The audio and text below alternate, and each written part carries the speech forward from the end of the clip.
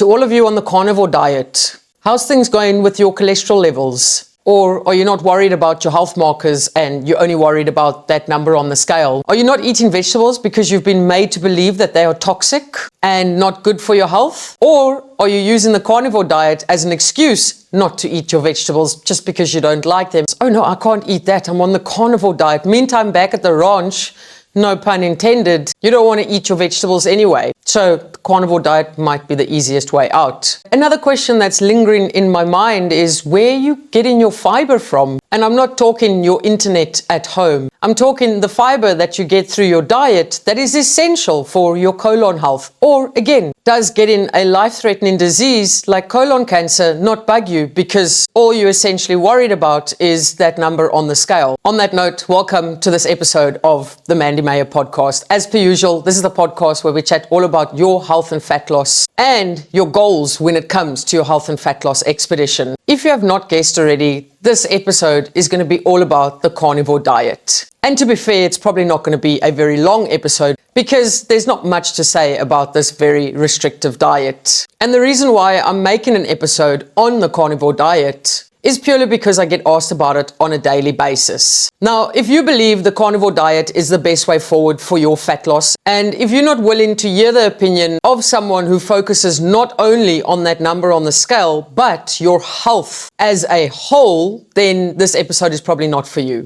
The biggest, and I mean the biggest problem that people encounter when they're trying to lose weight is the level of restrictiveness. If you are going to do a diet that is exceptionally restrictive, no matter what diet you take on, if it is fully restrictive, you really need to ask yourself, how long can I do this for? Can I do this for the rest of my life? And if the answer is no, it just means that the way that you are trying to lose fat is not going to be sustainable. And if I'm very honest, the carnivore approach is exceptionally restrictive. Where are you getting your freshness from? Where are you getting your micronutrients from? Where are you getting your fiber from? And the reason I bring those things up is because it's not only about fat loss, it's about you creating a healthier version of yourself. And foods that are fresher, your fruit, your vegetables, your foods that are loaded in micronutrients along with fiber is really important for your health. I don't think I need to emphasize that anymore. Let's say, for example, you've got high cholesterol along with high blood pressure. That's going to see increased chances of health problems such as strokes and heart attacks. Now, if the number on the scale is your only concern,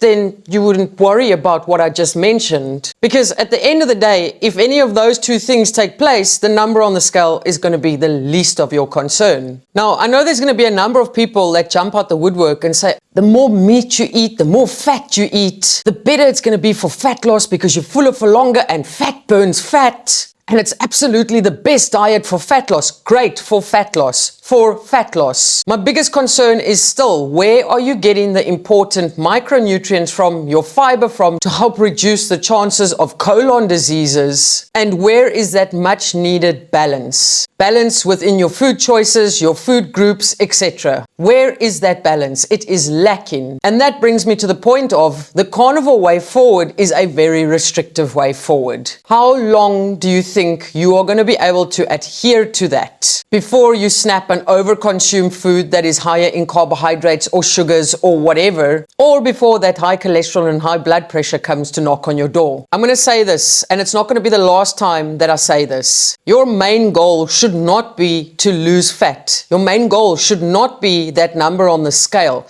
Your main goal should be to create healthier habits, which are going to see you creating a healthier lifestyle, and the byproduct thereof at the end of the day will be fat loss, will be a shift on that scale. A successful diet is not about the amount of fat that you can lose in a short period of time. A successful diet is about the amount of weight that you have lost that you can maintain for a long period of time. So many people are like, oh, but Mandy, the carnivore diet, I lost 10 kilograms in 10 weeks. Fantastic, Susan. And then once you finished the carnivore diet and you started incorporating back your fun foods and you started incorporating back some fun foods alcohol, whatever else you weren't allowed to have when you were living the carnivore life, what happened then? Have you gained any of that weight back? How long have you maintained the weight that you have lost? I don't know why there always has to be this thing of creating a label and loads of different food rules around specific things that you can and can't have, when in actual fact, all it takes is creating balance within the foods that you are eating. 3 balanced meals per day with a focus on whole foods, nutrient-dense foods, all within a calorie-controlled manner, and I can tell you now that everything will be a-okay. Reduce the amount of ultra-processed foods that you are eating, include more freshness, more fiber for your health, for your colon health. Exercise a little bit more, create an active lifestyle, a healthier lifestyle through your foods you're eating, the exercise that you're doing, the sleep that you're getting. Be a normal fucking human being and not create huge amount of rules around your food. And I can almost assure you that it's going to work out okay for you. There's this crazy thing of people wanting to be as skinny, for the lack of better words, as possible and see that lowest number on the scale. And in the pursuit of that, you forget what is the ultimate important thing here. That is your health, because if you don't have your health, you have absolutely nothing. And I know that this episode's probably going to get a lot of hate because certain diets have cult-like vibes, and anything that is not aligned with the rules of